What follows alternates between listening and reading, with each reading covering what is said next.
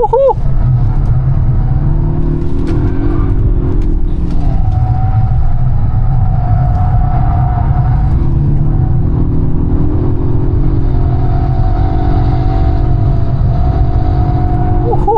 It's set up so nice. It just needs way more power on the rear axle. Hello and welcome. You join me POV style for a drive in my Polestar 1. You guys know we're spending way more time here at the track. I have a previous video explaining that. It's cool outside. It's like 72 degrees. It's cloudy. And I just full charged my Polestar 1. Yes, it is a plug-in hybrid to 100% state of charge. And I thought, well, I don't really want to leave it at 100%. Let's take it for a drive. So I just warmed up the drivetrain, did a gentle lap, 2 laps actually, get everything up to operating temperature. And I thought, well, I'm going to go drive it hard. We've got an open racetrack and a Polestar 1. We may as well go shred it. And I'll bring you guys along for the fun. And let me know if you like these types of videos. Maybe I'll do more of them. So this is my 2021 Polestar 1. It essentially is I call it a Swedish supercar. It's a pretty cool vehicle. It's made pretty much completely of carbon fiber, but it's basically an XC90 just dialed up to 11. It's kind of a weird car, and I haven't really driven this particular one all that hard. Years ago, when the Polestar 1 first came out, I actually had one here on track, and I've made some videos about it back then. Nothing track related. I think I did a range test and a charging test, and that's somewhere out on the YouTubes somewhere. But my friends from Motor One and all of those guys, I think, have moved on. They came down here to do a comparison test of an M8 Competition, a GT500, and the Polestar 1. And the idea was like super two-door cars, basically, sports car comparison test. And I drove the Polestar 1 around the track, and I was pretty impressed with just how reliable it was, and I thought it was going to explode, but it just didn't. And I made a 1-lap video actually with that car, and well, now I've got my own here on track. So there's a few things I already know I want to dial in with my car. I want to change the tires. The brakes are warped, so it would probably be a little bit easy on the brakes. We won't go flat out. We're just going to go for a gentle stroll on track in the Polestar 1. This is so you can see the rear of it.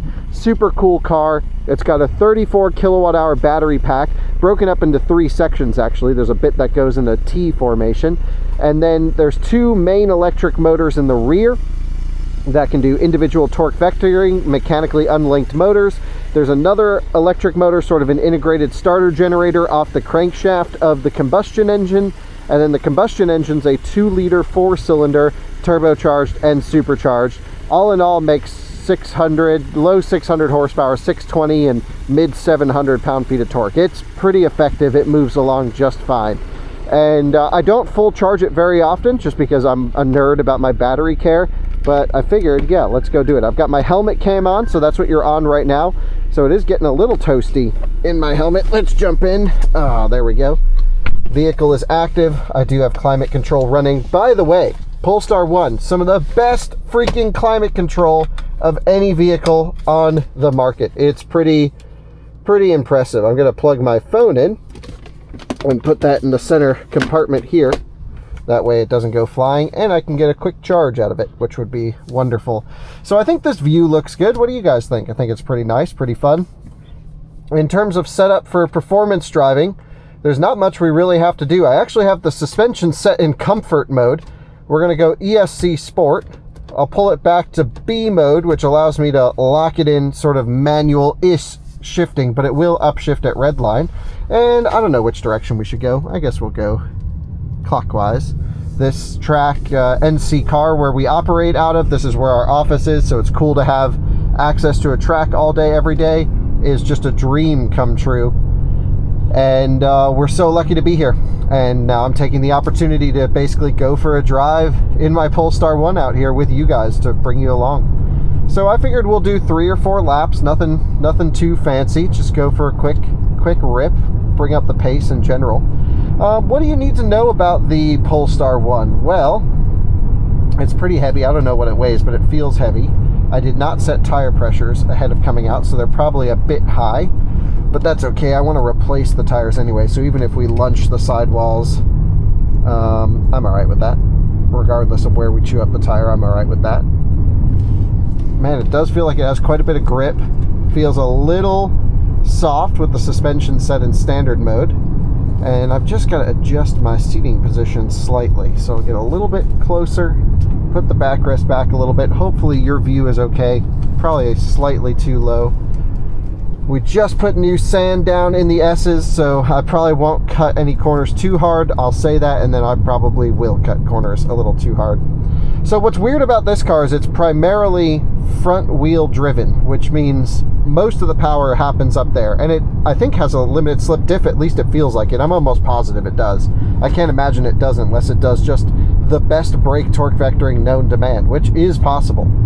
I'm sure I could look up to see if this has an LSD. It definitely feels like it. And then in the rear, you have those mechanically unlinked motors, and sometimes it feels like they do enough, and most of the time it feels like they're pretty weak sauce. So for my preference, the drivetrain's kind of reversed. I would prefer way more power on the rear. So the only like real problem with it out here right now is these Pirelli tires aren't amazing for performance, and the brake discs are pretty freaking warped. But that's okay. I just got to do new brakes on it, which may as well get some life out of these.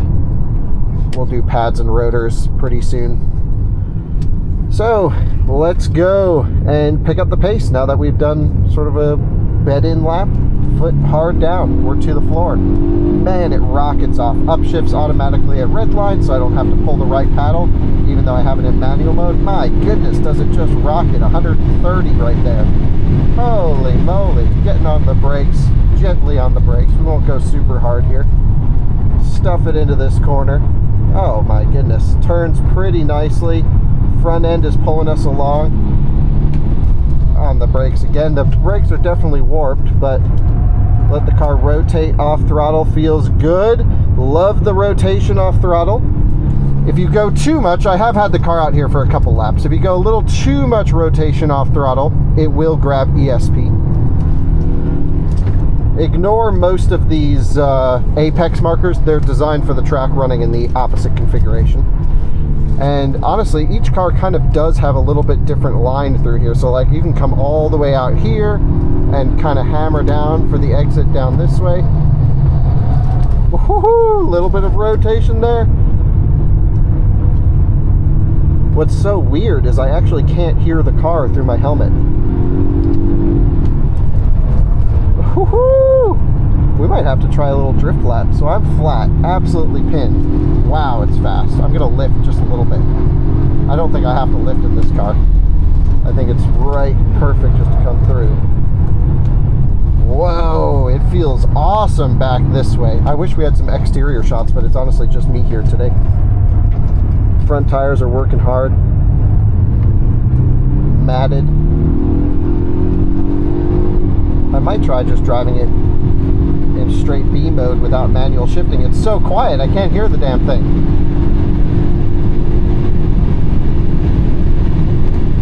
Wow, it boogies, doesn't it? Pretty effective performance in the straight line. Oh, ESP is doing its thing.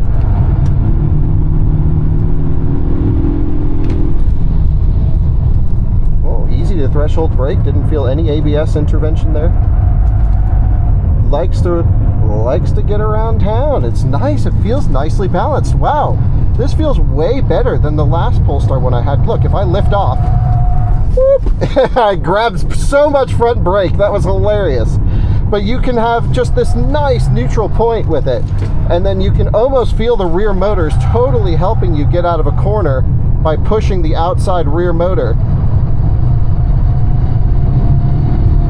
Just using every bit of that front outside tire there, but that rear motor really helped to push when I matted it. So here we go, push hard throttle, trust the system. Oh, it feels really weird. Traction control temporarily off. What the heck?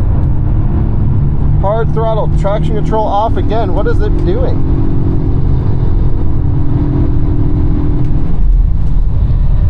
Do we have ABS? Yes.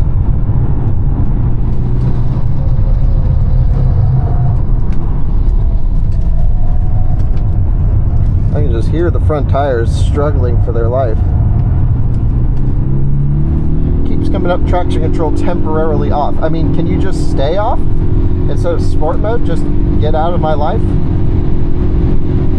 What an interesting experience to drive this car hard. I've got to really be in tune with the system. The brakes feel mighty amazing. Man, I was expecting a little bit more warped rotor situation than we have here. This feels really good.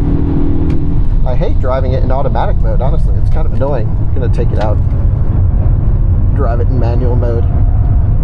Just keep pulling the left paddle, keep the revs up there. The thing is, I have these like ear quieter things in my helmet, and it just makes it impossible to hear what the engine is doing. Nice. Oh, this is so nice and fluid to drive now that I'm getting used to it. Just leaning on that rear outside motor.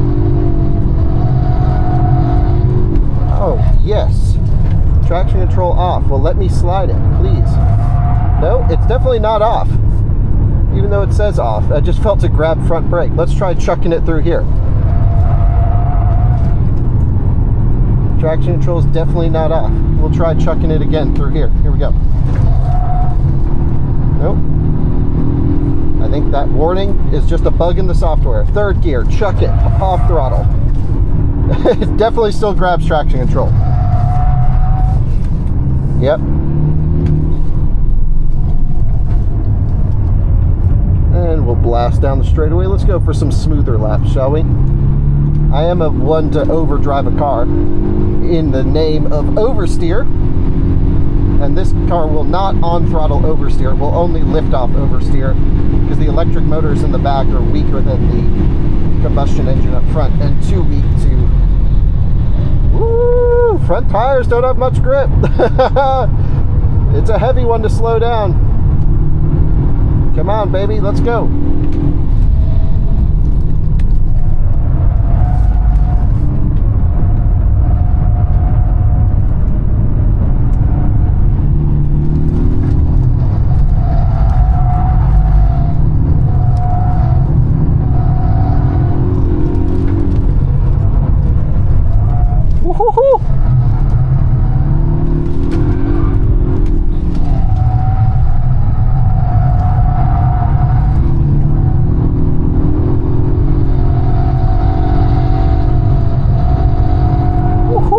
It's set up so nice. It just needs way more power on the rear axle. Now it feels like traction control is off. What the heck? Did you feel that? That was full rotation. Chuck it in. No. Now we don't have rotation again. We have low fuel though. This thing does lunge fuel when you drive it hard. We're staying matted through here.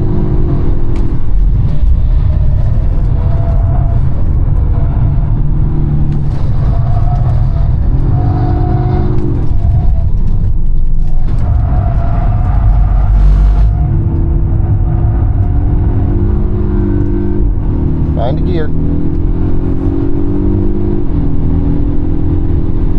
And it just rockets along so nicely down the straightaway. You can just sit back, relax, and ride the Polestar Express at wide open throttle and hard brake there.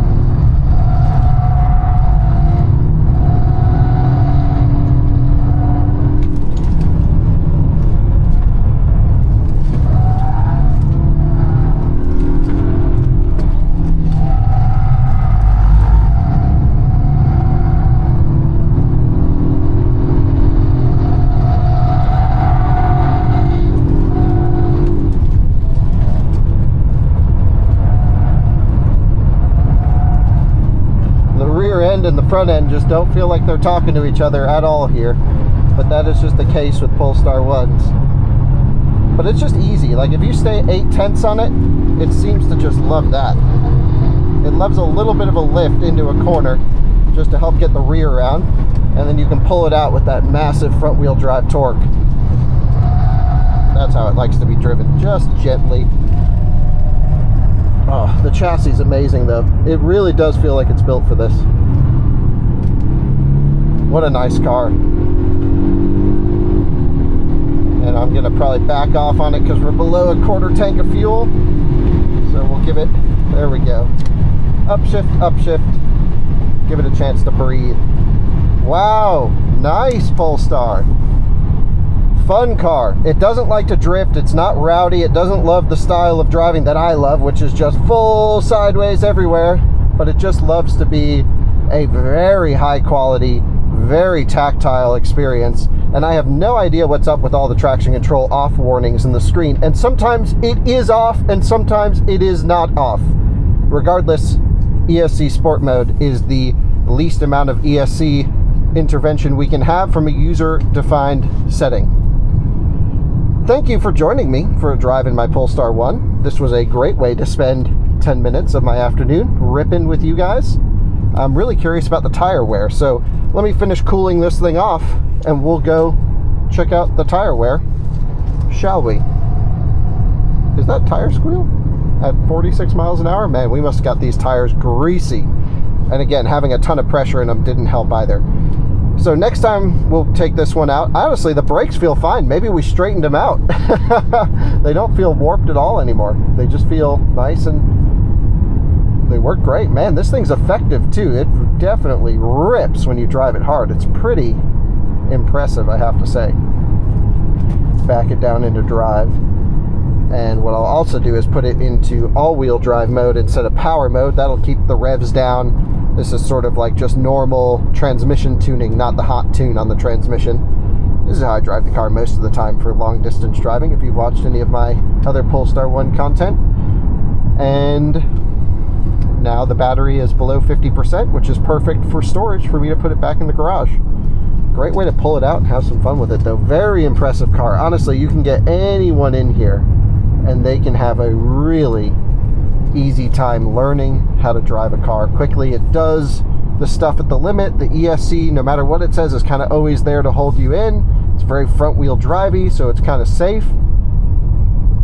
And it's just a fun car. I'm actually surprised with how the chassis performed. I mean, the Öhlins dampers and everything, we all expected that to be good, but the car just feels so nicely balanced and a really well done package. Let's take a look at tires. Put it in park. We'll leave it running. Shut climate control off so it can get as much cooling to the battery as it needs. Oh, I can smell it. It's definitely making some smells. Oh man, the tires don't look bad on this side. Just a little bit of heat in them. You can definitely see they're cycling up on the edge there. Some of that. The heat rating out of here is crazy. I'm gonna get cooked. So anyway, good thing it's like another mile drive up to the building. Nice gentle cruise, and that was that. Just a fun little afternoon blast in the Polestar 1. If you like this style of content, if you want to go with me to explore and drive other cars on this channel, like and subscribe, as everyone says, because we can do this with any car that comes by, my friend's car, whatever. It's not that hard on it, and we can just go for a few laps of the track and enjoy some sounds and some noises and some vehicle rotation dynamics. We love to go sideways. This is not a sideways monster, but you can coerce it. And I just feel like this really feels like a Nürburgring car, because the Nürburgring car, you don't really want to drift it. You don't want to do anything crazy, but it just feels like the chassis can take a pounding. Holy smokes. And it's safe and predictable, and it just kind of does the thing. This tire is not the tire though. This needs probably a Cup 2 or a PS4S. I just don't like the breakaway characteristics of this tire. You kind of just have grip, grip, grip, then nothing. And I just noticed a similar thing with a few other Pirelli tires I've driven. I know it's not just the Pirelli brand, but I just don't like the way this tire performs on the limit. But this is their Eco range tire. This is how they were able to make this the longest range plug-in hybrid on the market at the time. Anyway, thanks for joining. See you in another one again soon. Bye-bye.